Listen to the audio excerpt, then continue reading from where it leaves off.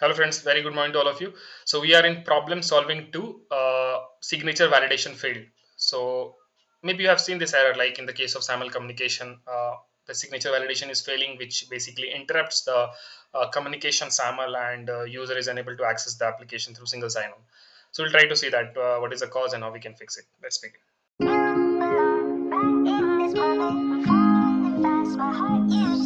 Let's discuss problem solving two, signature validation failed. So how to troubleshoot and what are the common causes and what preventive measures we can take to avoid this. So by this word only you can say that it's due to the mismatch of the certificates. The first thing we can say. But it's not only that mismatch of certificates. There are other causes of signature validation failed. So mismatch certificate is definitely one thing. So we need to definitely validate that the certificate what we have at IDP and SP, it's same. It's not like the different.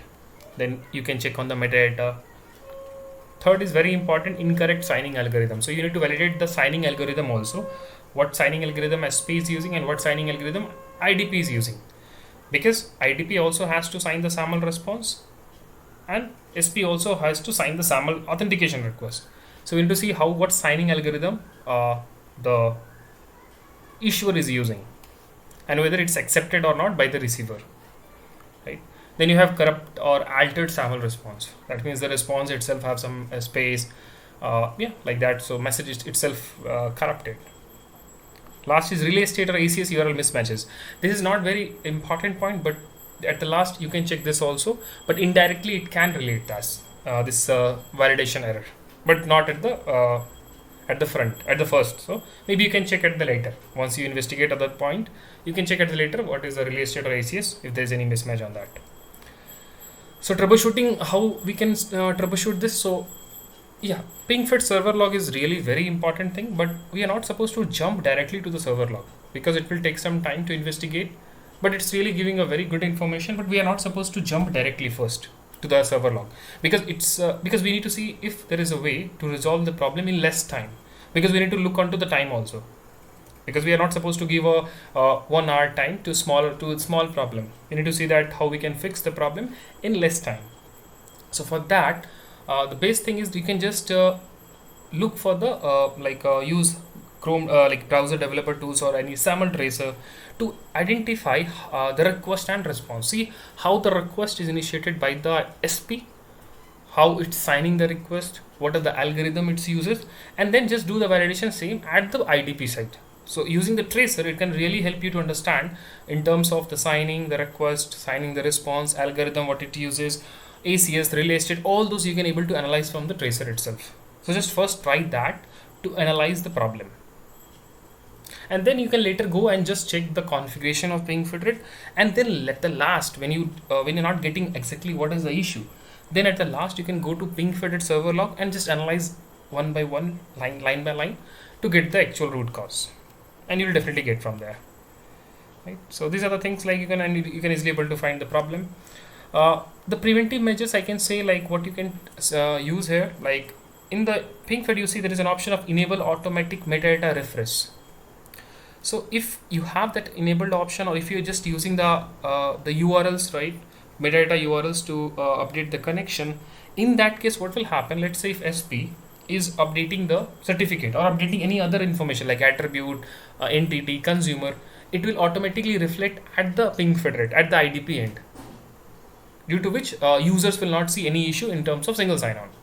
So that is a wonderful option, but again you need to check from the application whether they have that metadata URL, or like whether you can able to use in the ping-fed or not. So those things you need to validate, but if there is an option, go for it because it's really helping to prevent these issues. Set alerts for certificate expiry and rotate keys before expiration.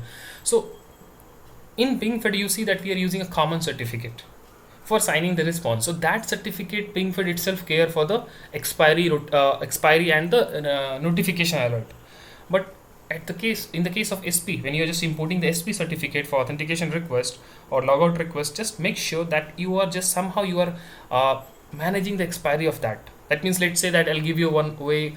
Let's say you have 50 application where you imported the SP certificate. So you can keep all the certificate information with their expiry, something like that, in the Excel file, let's say. And then you can write a code in Python or something like a script, and just put that script in, let's say in some Linux box, right? And just run like on a daily basis. You have some like cron job which can run the script on a daily basis, and it will check that if any certificate is going to expire in a month, just send a notification to the team like a warning one. Then if how the time when it reduces, right, you can just send a warning to like that.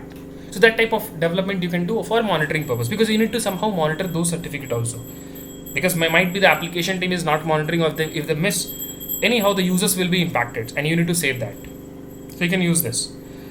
Okay, then you can regularly test SSO flows, post any update or certificate change, maintain direct communication channel with external IDP or SP parties. That is all. So important thing is to investigate using tracer or developer tools, and based on that just look for the configuration. Then third thing, just check the server log if required. And the last thing, preventive measures. Just see the metadata you update as automatic. Look for the just develop some code script for the for monitoring the certificate expiry, SP certificate expiry, and just analyze those things. Okay, so this is all about this session. If you have any question, please put in the comment section and we'll jump to the next one. Thank you.